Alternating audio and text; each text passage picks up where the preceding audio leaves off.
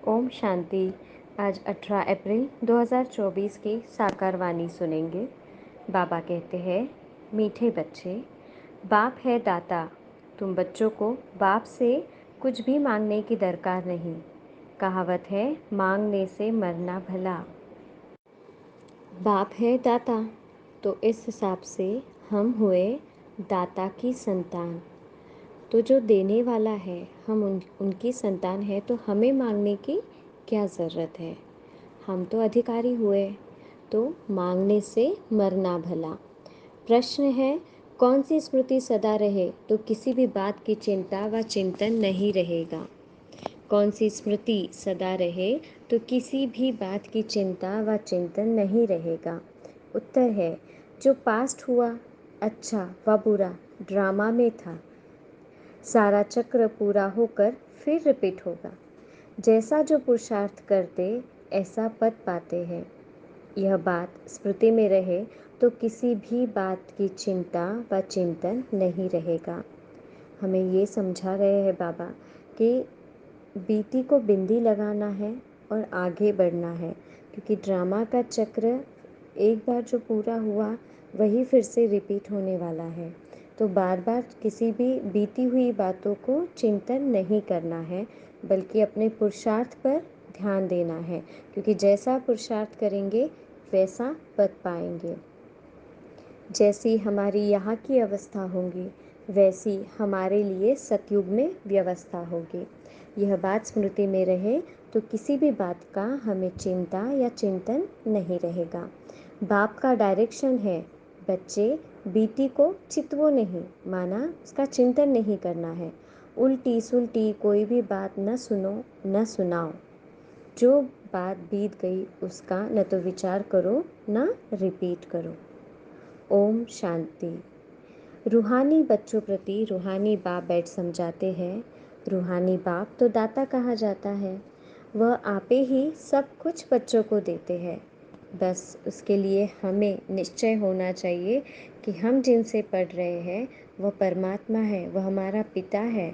जब इस बात का हमें निश्चय हो जाता है तो सब कुछ परमात्मा का हमारा हो जाता है और हमारे अवगुण सब परमात्मा ले लेते हैं। आते ही है विश्व का मालिक बनाने। कैसे बनना है यह सब कुछ बच्चों को समझाते हैं। दाता है ना, तो सब आपे ही देते रहते हैं। मांगने से मरना भला। कोई भी चीज़ मांगनी नहीं होती है। शक्ति, आशीर्वाद, कृपा कई बच्चे मांगते रहते हैं। भक्ति मार्ग में मांग मांग कर माथा पटक सारी सीढ़ी नीचे उतरते आए हो। अभी मांगने की कोई दरकार नहीं। बाप कहते हैं, डायरेक्शन पर चलो। अगर परमात्मा की डायरेक्शन पर हम चलते रहे तो शक्ति या फिर किसी भी प्रकार का आशीर्वाद या दुआएं मांगने की हमें ज़रूरत ही नहीं रहेगी। जो परमात्मा कहते हैं उस डायरेक्शन पर चलेंगे तो जो परमात्मा का वो हमारा है।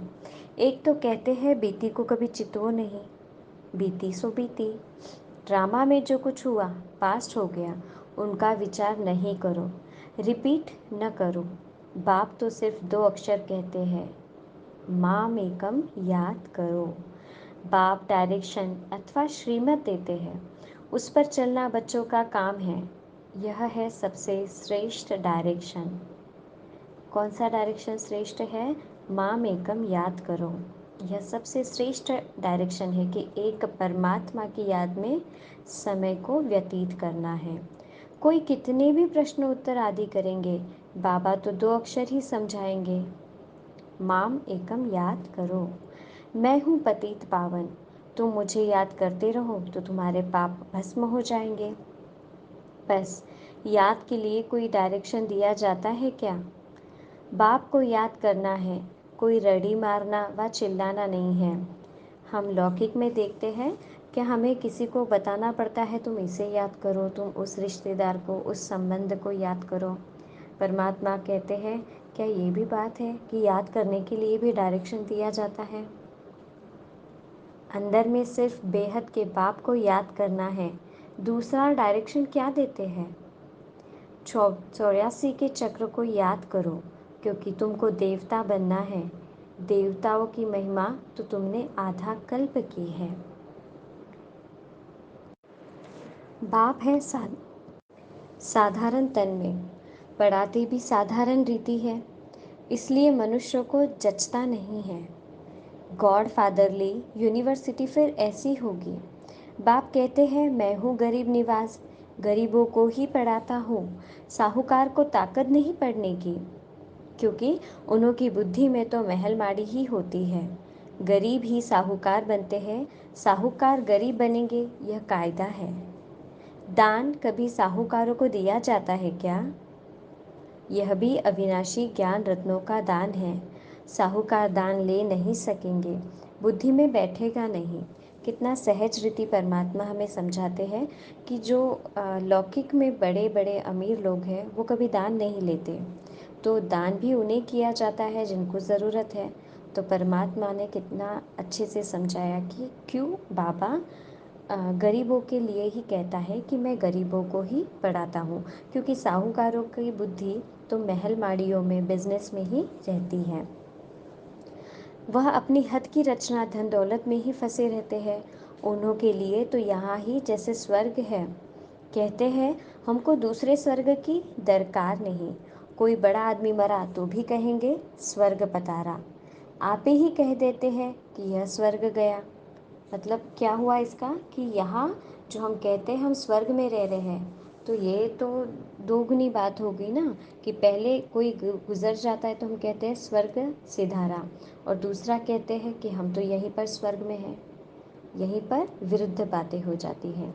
तो ज़रूर अभी नर्क ठहराना, परंतु इतने पत्थर बुद्धि है जो समझते नहीं नर्क क्या है। यह तो तुम्हारी कितनी बड़ी यूनिवर्सिटी है। बाप कहते हैं जिनकी बुद्धि को ताला लगा हुआ है उन्हों को ही आकर पढ़ाता हूँ। बाप जब आए तब आकर ताला खोले। बाप खुद डायरेक्शन देते हैं, तुम्हारी बुद्धि का ताला कैसे खुलेगा? बाप से कुछ भी मांगना नहीं है, इसमें निश्चय चाहिए कि बाप से कुछ मांगने की ज़रूरत ही नहीं है।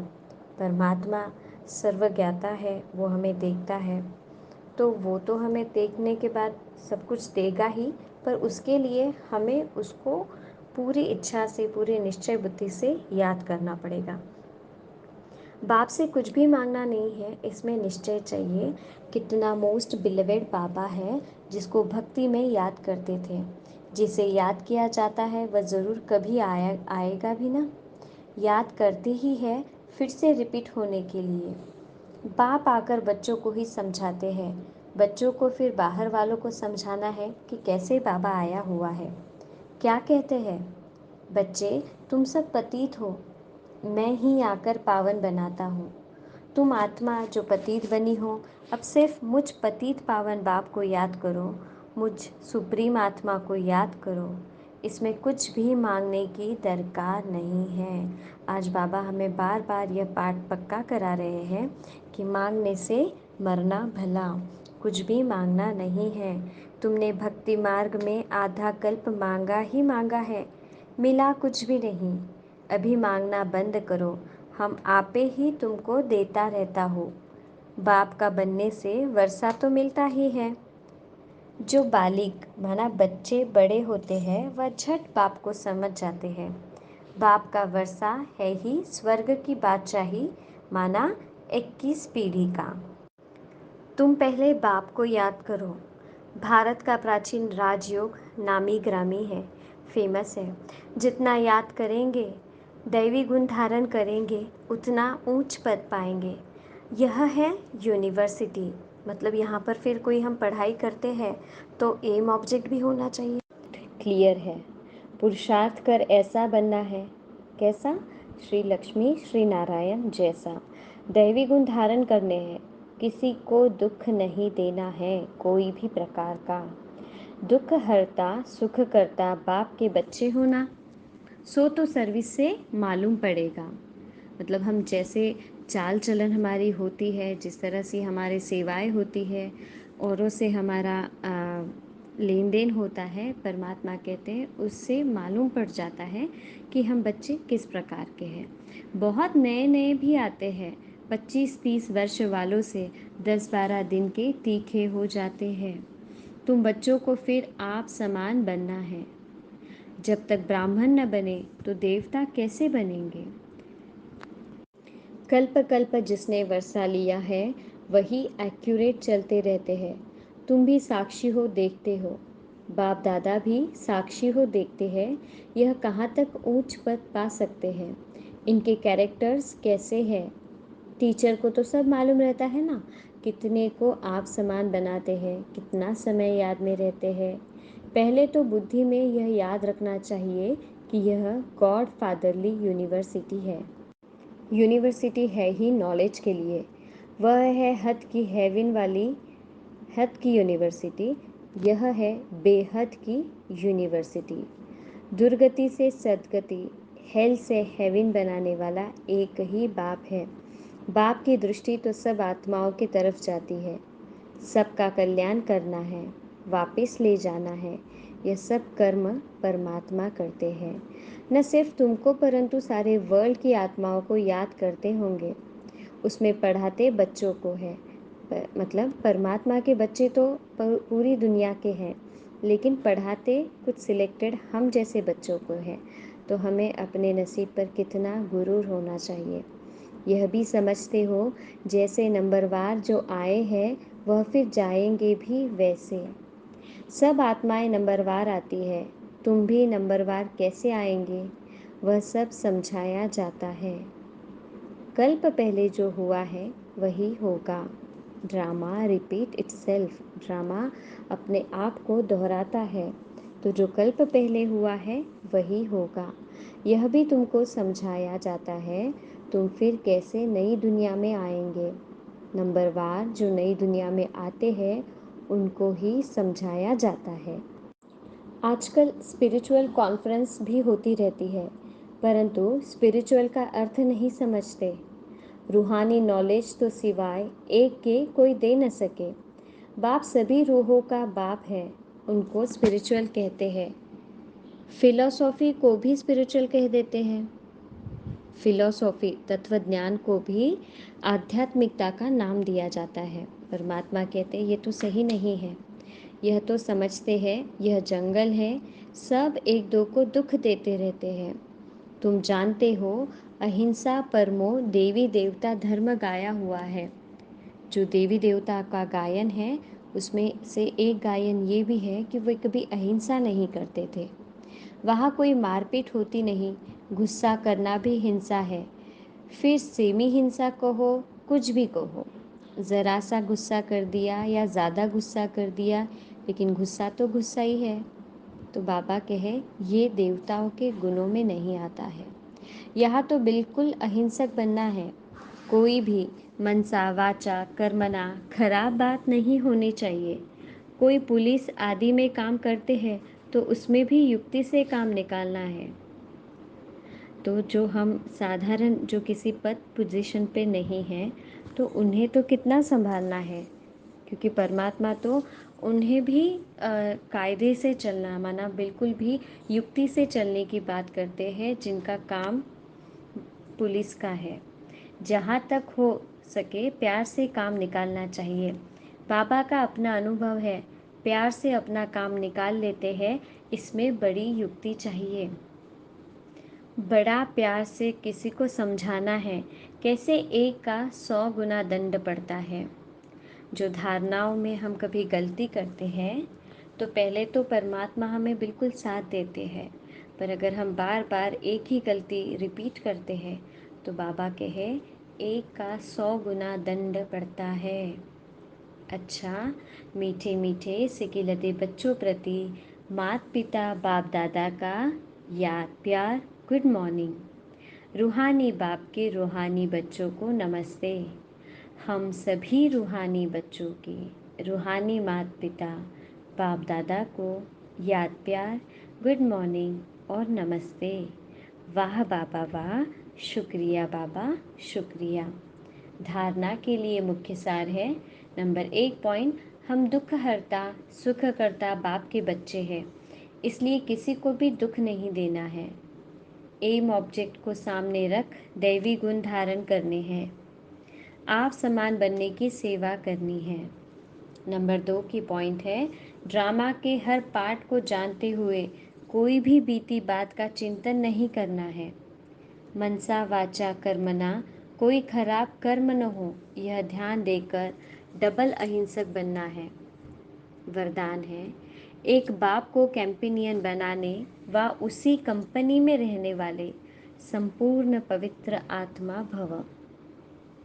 संपूर्ण पवित्र आत्मा वह है जिसके संकल्प और स्वप्न में भी ब्रह्मचर्य की धारणा हो, तो हर कदम में ब्रह्मा बाप के आचरण पर चलने वाला हो।